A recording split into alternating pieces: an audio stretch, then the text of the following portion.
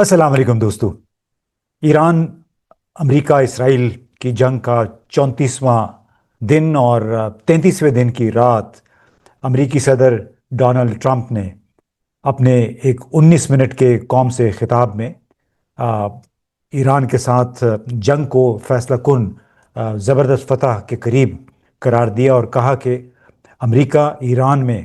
अपना काम ख़त्म करने के बहुत करीब है और ये कि हम अगले 2 से 3 हफ्तों में इन पर इंतहाई सख्त हमले करेंगे, ऐसे हमले जो इनको पत्थर के ज़माने में वापस ले जाएंगे। अगरचे सदर ने इशारा दिया कि जंग जल्द ख़त्म हो सकती है, ताहम ये भी कहा कि किसी भी हल से पहले फ़ौजी कार्रवाइयाँ तेज़ होंगी और ये एक बहुत बड़ी एक लिहाज से धमकी है। और क्योंकि बहुत सारी कोई 50,000 के करीब अमरीकी अफवाज अब पूरे इस खत्े में इकट्ठी हो चुकी हैं, 3 एयरक्राफ्ट कैरियर हैं, इजाफी बमबार तैयारे भी बरतानिया के रस्ते इस इलाके में पहुंच चुके हैं। और जो सदर ट्रंप का ये कहना कि हम उनको पत्थर के दौर में वापस भेज देंगे, कितनी एक मज़हक का खेज और अफसोसनाक बात है कि वो साहब नस्ल कुशी की बात कर रहे हैं जो कि खुद एप्स्टीन फाइल्स का के मरकजी किरदारों में से एक है, जिसमें बच्चों के साथ सेक्स, बच्चियों के साथ सेक्स और पता नहीं क्या क्या ये लोग करते रहे हैं, कितने बदनाम हैं। और वो एक ऐसे मुल्क को धमकियाँ दे रही है जो कि इल्म और तहजीब और सकाफत का हज़ारों साल पुराना गहवारा है। उस तहजीब को ये कह रहे हैं कि हम उसको पत्थर के दौर में वापस भेज देंगे। और हालांकि ये वो मुल्क है अमेरिका जहाँ पे कहीं आज से महज कोई 80 साल पहले तक जो सफ़ेद फाम अमरीकी थे उनको ग़ुलामों के तौर पे, बल्कि इंसानों से भी कमतर, जिस तरह भारत में शूदर जिनको कहा जाता है, उस तरह ट्रीट किया जाता था। और आज ये ईरान को कह रहे हैं कि हम इसको पत्थर के ज़माने में वापस भेज देंगे। और ये कोई पहली बात मर्तबा नहीं है कि इस किस्म का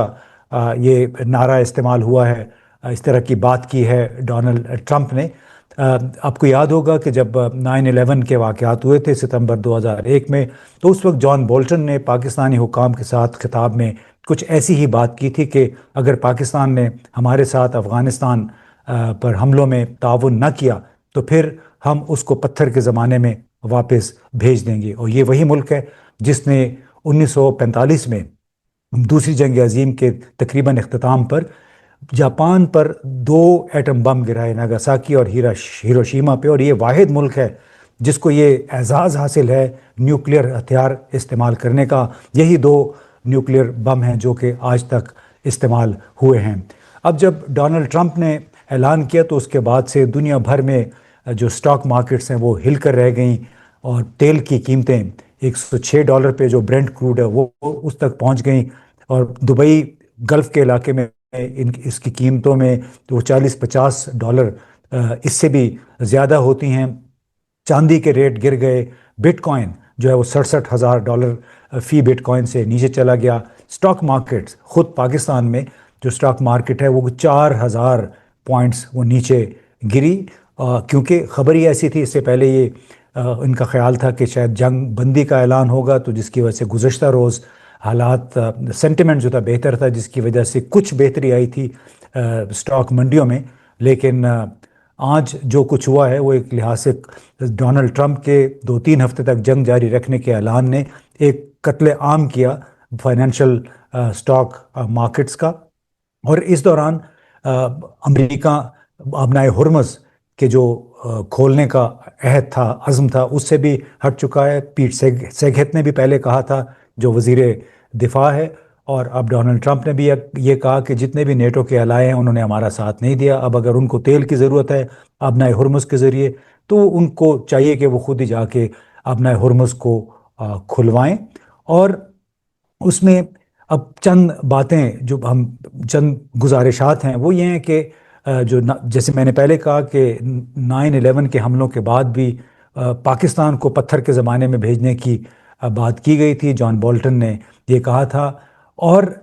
जो जिस तरह जापान पे इन्होंने फिर न्यूक्लियर बम गिराए, अफ़गानिस्तान के अंदर मदर ऑफ़ ऑल बम यानी दुनिया का सबसे बड़ा बम गिराया गया, क्लस्टर बमों से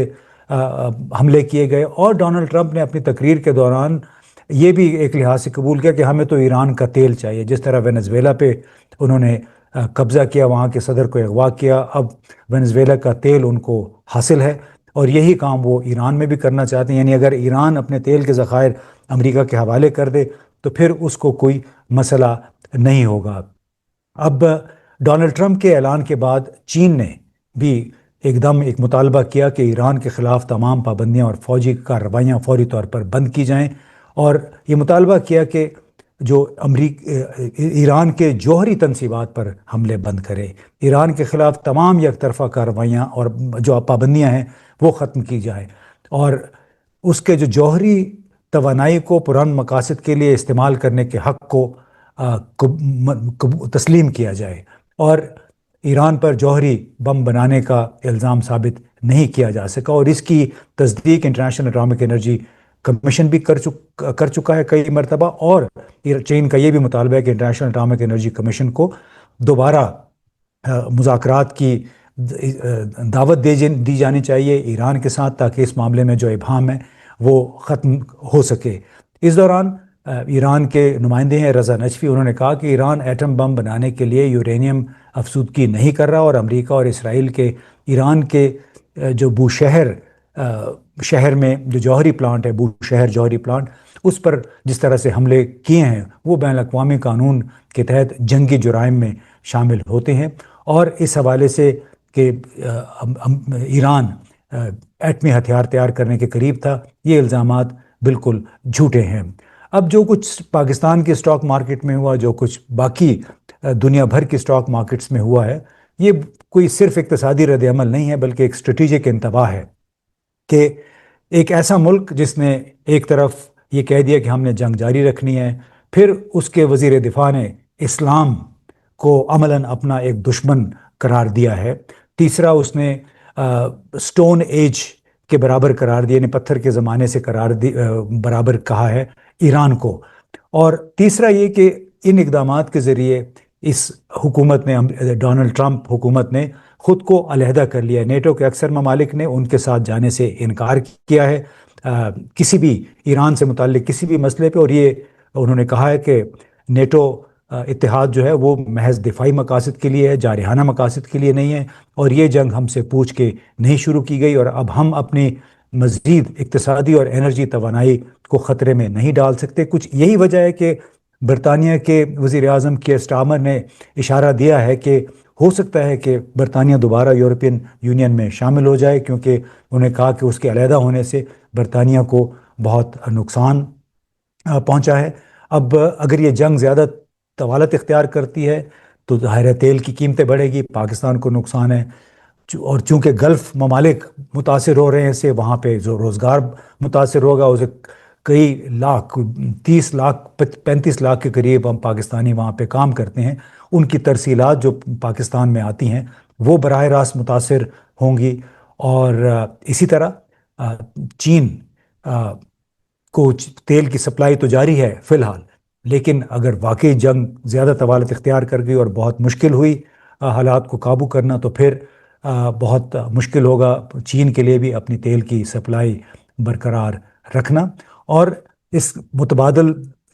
راستے اختیار کرنے پر مجبور ہوں گے یہ ممالک، لیکن اس وقت کم از کم جو صورتحال ہے وہ سب کے لیے بڑی تشویشناک ہے، اور دیکھنا ہوگا کہ جنگ کا نتیجہ اگر یہ مزید اب 3-4 دن شدید قسم کی بمباری ہوتی ہے تو وہ پھر کس حد تک ایران برداشت کر پائے گا، اور کس حد تک چین اور روس جیسے ممالک جو ہیں وہ پھر کھل کر آئیں گے امریکہ کے مقابلے میں ایران کا ساتھ دینے کے لیے۔ بہت بہت شکریہ۔